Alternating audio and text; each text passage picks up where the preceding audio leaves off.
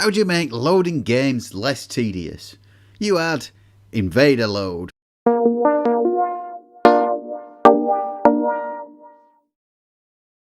Loading games on the C64 could be a fairly drawn out job. Games on cassette could take 20 minutes or more to load. Discs could be much quicker, but not always. In some circumstances, the notoriously slow Commodore 1541 disk drive was slower than cassette. Cartridges provided instant loading, of course, but their cost compared to magnetic media meant that cartridge games never really caught on in a big way. In any case, cassettes were the dominant format for commercial games here in the UK and the rest of Europe, the cheap price being the real winning factor, and long loading times were just a fact of life for Commodore users, as they were on most other 8-bit machines of the time. There were things that could be done to speed things up though. You see, the data on a C64 cassette is stored as a series of audio pulses of varying lengths. When played back, these are decoded into data that's stored in the C64's memory. Now, the standard tape loading routine built into the Commodore's ROM chip took a very conservative approach. It went for reliability over speed. The data transfer rate was kept low and it used an error correction algorithm, which meant that the tape was almost certain to load. But oh my, you would wait for it. The ROM loading routine transferred data at under 40 bytes a second, which meant that to load a full 64K would take nearly 30 minutes. However, programmers fairly quickly came up with turbo loading routines, which could increase the loading speed significantly. By shortening the pulses that encoded the data and getting rid of the error correction, it was possible to increase the loading speed by as much as 7 or 8 times. Great news for gamers, who didn't have to wait as long, but also great news for games publishers, as it meant that games cassettes were shorter and therefore cheaper to make, and also harder for pirates to duplicate, the increased data speed being more difficult to reproduce.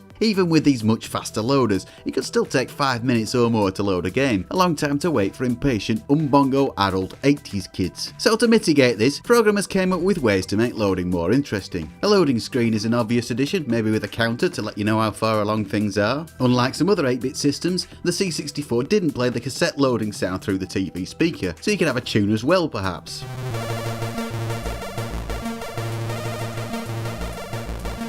But the ultimate in loading distractions has to be a game you can play while you're waiting for your game. Enter Invade-a-Load.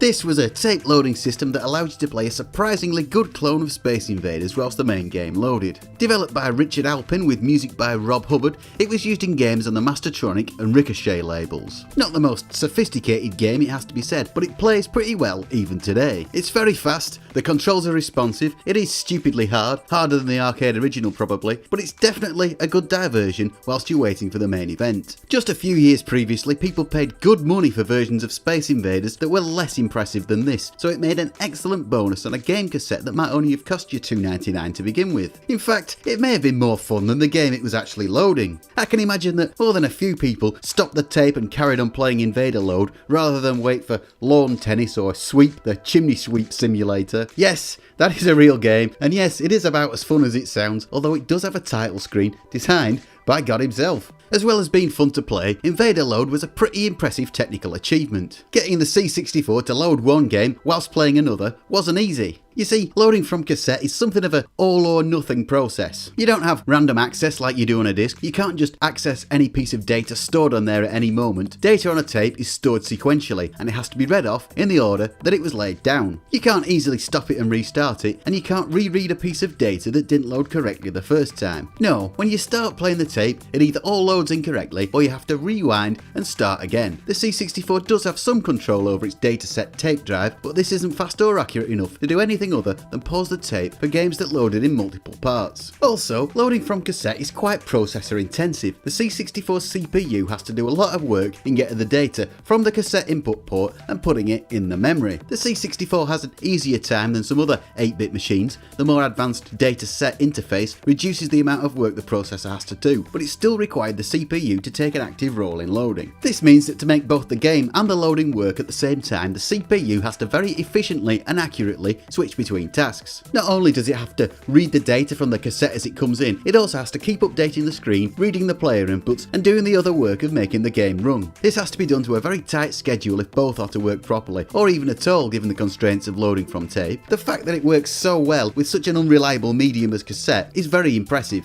Invade-a-Load may be the one that everyone seems to remember, but it was by no means the only loading game, or even the first. Prior to Invade-a-Load, the same guy, Richard Alpin, created Load and Play. This being what I think is is an original shoot 'em up. It might be a clone of something else, but if it is, I'm not sure what it is. It's also very impressive, but it does have some slowdown. It's not quite as accessible or as much fun as Invade-a-Load, and I don't think it was used on nearly as many games. There was also Micro Painter by Andrew Chalice, used on games by Players Software like Joe Blade and Cleanup Time. Yet another game that is about as much fun as it sounds. Micro Painter is a sort of clone of Amidar, the classic arcade game. Once again, an impressive achievement, but the controls are a bit fidgety and it is kind of frustrating to play. But I don't want to be too harsh on it. It's definitely more fun than watching a static loading screen. Now there may be yet other loading games on the C64, but these are the only ones I've been able to track down myself. If you can think of any others, please do leave a comment. I will definitely have a look at them sometime. Also worth a mention, not a game but a sort of interactive loading screen, HeLoad, that lets you remix the Rob Hubbard music as the game loads. It was something I don't think I've seen done again to this very day. It was used on the game Delta, which was also very good, and possibly some others as well. These examples aside, loading games really weren't universal on the C64. The majority of games didn't have anything like this, no matter how much fun they were. There's probably two reasons behind this. Firstly, they were difficult to code, as I've mentioned. C64 games were often made by very small teams, sometimes just one person, with very limited budgets.